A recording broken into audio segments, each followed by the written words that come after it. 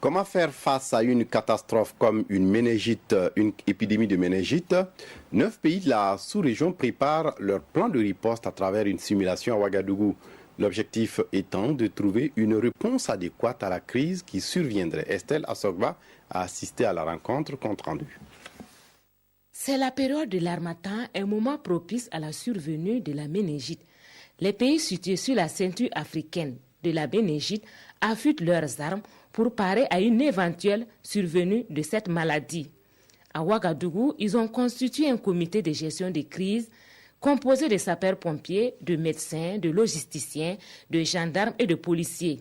Ils sont soumis ici à un exercice de simulation de cas de méningite dans leur espace à la date du 2 janvier 2020 où ils dénombrent 8480 cas dans 27 foyers avec 417 décès.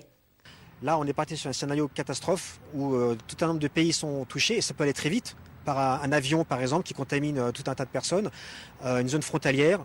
Donc très vite, cette épidémie peut se propager. Et donc, c'était de dire comment nous pouvons coordonner l'action de différents pays en y mettant donc, des accidents fictifs, avec des incidents frontaliers, des accidents même d'autres choses, des émeutes, des demandes d'accidents militaires, donc tout un tas de scénarios qui viendraient dans la réalité effectivement impacter le bon déroulé de la prise en compte de cette épidémie. L'exercice a été rendu possible grâce à l'appui financier de la Direction de la coopération de sécurité et de la défense du ministère de l'Europe et des Affaires étrangères françaises. Pour nous, c'est important en tant que partenaire des pays de la région de pouvoir les soutenir pour pouvoir mieux s'organiser, mieux se préparer à répondre à une éventuelle attaque entre guillemets fût-elle d'un virus, pour pouvoir effectivement être plus efficace. Il a impliqué 48 heures durant 80 participants venus du Bénin, du Burkina Faso, de la Côte d'Ivoire, de la Guinée, du Mali, de la Mauritanie, du Niger, du Sénégal et du Togo, des pays situés sur la ceinture africaine